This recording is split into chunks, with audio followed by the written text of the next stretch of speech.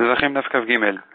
On a vu dans la Mishnah, un tamé est pasoul la avoda. Un kohen tamé qui a fait une avoda, la avoda est pasoula. De quel tamé il s'agit?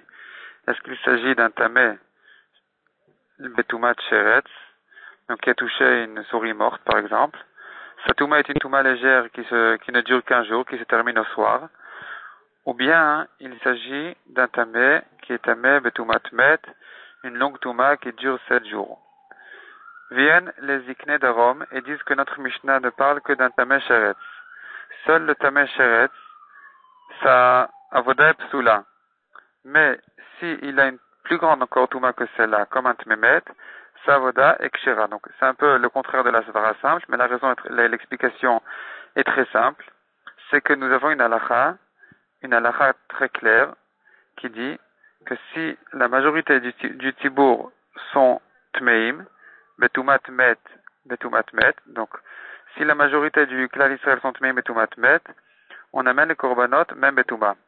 Donc les korbanot, ils doivent venir betahara à condition que le klal Israël est tahor. Mais si le rov du klal Israël est tamé, on amène les korbanot même betouma. Donc de quel touma il s'agit? De toumat met. Puisque, explique les iknei de Rome, nous trouvons que la toumat met, elle a une koula, que dans un cas où le rov du klal Israël est tamé, la voda vient même betouma. On apprend de là donc que même un yachid, un particulier, donc dans un cas où il fallait quand même faire la voda betahara puisque le rov du tibour est tahor, bedi avad, par contre, si le kohen était tamé, betoumat met, donc de cette même touma là où on a trouvé cette koula par ailleurs dans un cas où le rov est tamé, même si le rov n'a pas été tamé, bedi avad, si le kohen était tamé betoumat met, sa voda est kshera. La Gemara explique que les iknei de Rome pensent que un particulier qui est tmé sheretz, donc un homme qui a touché un sheretz qui est tamé aujourd'hui, il peut envoyer son korban Pesach, malgré qu'aujourd'hui il est tamé, puisque au soir il sera tahor, il pourra manger de la viande de son korban Pesach. Donc il reste chez lui, il ne rentre pas dans la zara puisqu'il est tamé, mais il envoie son korban et on lui fait son korban. Et donc, puisque le tmé sheretz peut envoyer son korban, donc même dans un cas où le rov du klal Israël serait tmeim betoumat sheretz, on n'a pas de raison de dire que la touma du klal Israël, que le korban repousse la touma du klal Israël et viendrait même betouma, puisqu'ils n'ont qu'à envoyer leur korban. Le rov du klal Israël est tmeim betoumat sheretz, ils n'ont qu'à envoyer leur korban et le korban sera fait betahara à travers des kohanim théorim. Donc, puisqu'on n'a pas besoin ici de repousser la touma, on peut maintenir la lacha classique qui dirait qu'un tamé ne peut pas faire son korban. Et ici, ça ne nous gêne pas de dire que le rov du klal Israël tmeim envoie leur korban. Donc, puisqu'on n'a pas on n'a pas trouvé cette coula spéciale de dire à propos de toumat sheretz que le korban viendrait betouma, donc on dirait que un kohen tamé betoumat sheretz ne peut pas faire sa avoda. Donc sa avoda est psoula.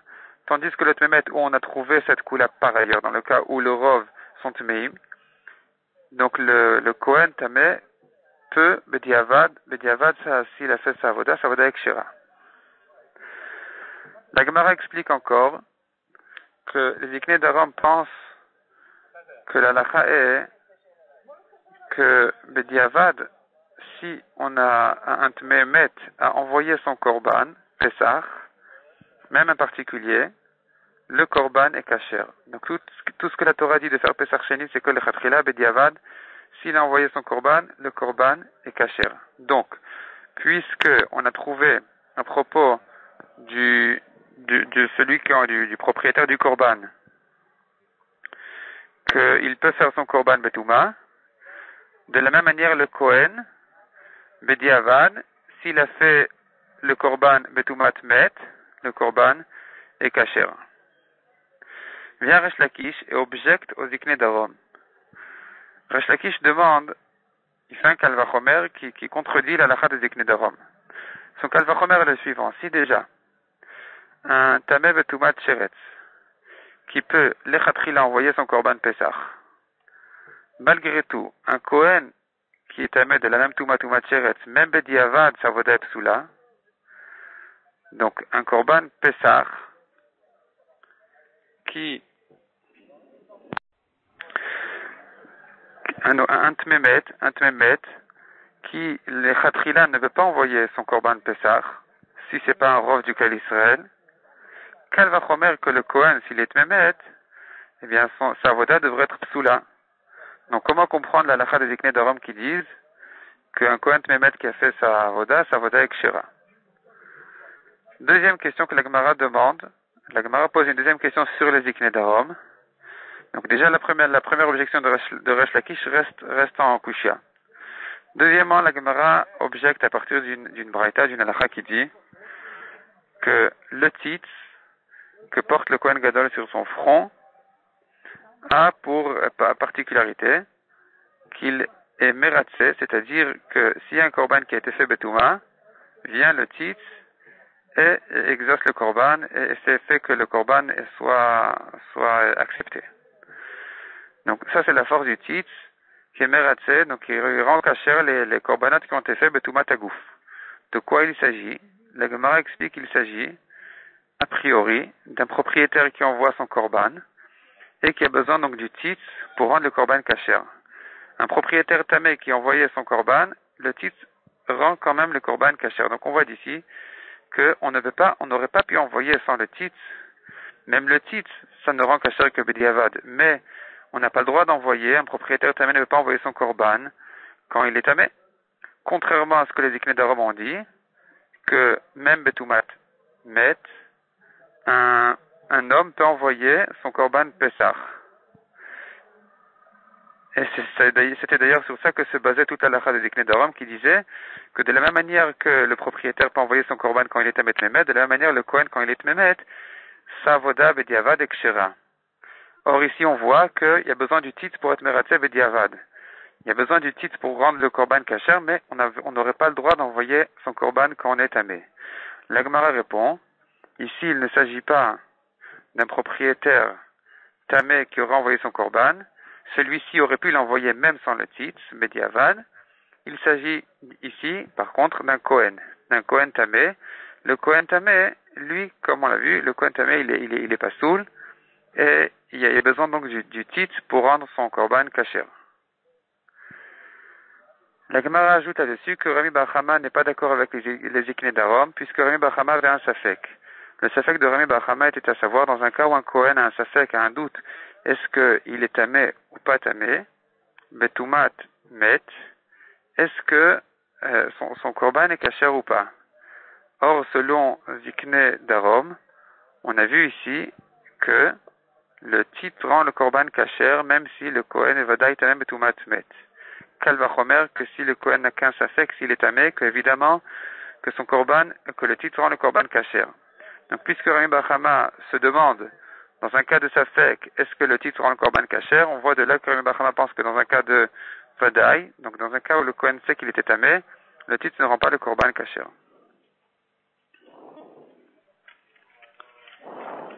La Gemara ensuite ramène une autre braïta. On voit que le titre rend les korbanot ksherim dans un cas de touma, puisque on a trouvé par ailleurs on a trouvé que la touma elle est permise betibour. Donc même dans un cas de yachid où le khatrila on n'aurait pas eu le droit d'amener le korban betouma, vient le tzitz et le rend kasher. De quoi il s'agit donc? De toumat met, puisque toumat cheret on n'a jamais trouvé qu'elle aurait été kasher betibour. Donc il s'agit donc de toumat met, et ici on voit que le tzitz a besoin de rendre le tzitz a la force de rendre le korban kasher dans un cas où le Kohen aurait été tamé, puisque, comme on l'a dit, on a trouvé par ailleurs que cette touma a été permise, donc c'est-à-dire que si tous les propriétaires étaient tmeim, ils auraient pu envoyer le korban même touma. Donc de là on voit, ça renforce la vie des Iknei d'Arom qui disait qu'on peut envoyer un propriétaire peut envoyer son korban même s'il est tamé, betoumat met. La Gemara repousse en disant qu'il ne s'agit ici pas donc de Tumat Met, mais de Tumat Sheretz. Il s'agit ici de Tumat Sheretz que vient le titre rend le Korban Kasher, et la Savara de dire que puisqu'on a trouvé par ailleurs que la Touma a été permise, elle ne concerne pas effectivement la Touma de Sheretz, puisque celle-ci on n'a jamais trouvé qu'elle était permise, mais simplement la Savara est de dire que puisque par ailleurs on a trouvé en général une Touma, un nom de Touma, donc une Tumat Met, qu'elle est permise, c'est pour ça qu'on utilise cette Savara-là, on s'appuie sur cette halakha, pour dire que de la même manière, le titre rend le Korban Kasher dans un cas effectivement d'une autre Touma, de Touma Sheretz, puisqu'on a trouvé par ailleurs que la notion de Touma est permise. Deuxième version, ramène la Gemara, c'était d'objecter au contraire les Ziknei d'Arom et de dire que le titre ne rend Kasher qu'un Korban Tamé, comme c'est écrit Avon HaKodashim. Donc la faute des Korbanot, mais pas la faute de ceux qui amènent les Korbanot, pas des Kohanim. Donc on voit de là qu'un Kohen Tamé est pas soul, contrairement à ce que Ziknei d'Arom ont voulu dire, on dit que le Kohen qui est Tamé, que tout ce que notre Mishnah dit que le Kohen Tamé est pas soul, ça ne concerne qu'une Tumat Sheretz, mais pour une Tumat Met, il est Kasher. Or ici on voit que le titre ne rend Kasher que le Korban Tamé et non pas le Kohen Tamé. Repousse la Gemara, il ne s'agit ici que d'une Tumat Sheretz. C'est sur ça qu'on ferait la déduction de dire que seul le Korban Tamé est voulu, est accepté grâce au titre, mais pas le Kohen Tamé. Il s'agit donc que d'un Tamé be Tumat Sheretz, mais si effectivement il était Tamé be Tumat Met, eh bien, comme l'on dit Ziknei d'Arom, la Voda est Bediavad Kshira. Dernier sujet du Daf, celui qui est assis, qui a fait la Voda assis, sa Voda est psoula, on la prend de deux psukim, un qui dirait que le Khatrila il faut être debout, un qui dirait que même Bediavad il faut être debout, s'il était assis, sa Voda est psoula, mais cependant dit la Gemara, malgré qu'il ressemble à un étranger qui aurait fait la Voda puisqu'il est pas sous la Voda, donc il a perdu sa qualité de Kohen Kasher. Cependant, Bediavad, s'il a quand même fait, malgré que la Voda est psoula, lui n'est pas Chayav Mita. Contrairement à un étranger qui aurait fait la Voda qui est Chayav Mita, celui-ci n'est pas Chayav Mita, car nous n'avons trouvé de Chiyuv Mita qu'à propos de celui qui manquait des habits, des vêtements de Keuna, ou bien de celui qui n'aurait pas fait Kiddush Yadayim Veraglaim, et aussi d'ailleurs, dit la Gemara, celui qui aurait bu du vin, qui aurait fait la Voda. Dans ces trois cas-là, on trouve dans la Torah qu'il est Chayav Mita. On apprend de là que ces trois ne sont Chayavim Mita, mais les autres psulim ne sont pas Chayavim Mita.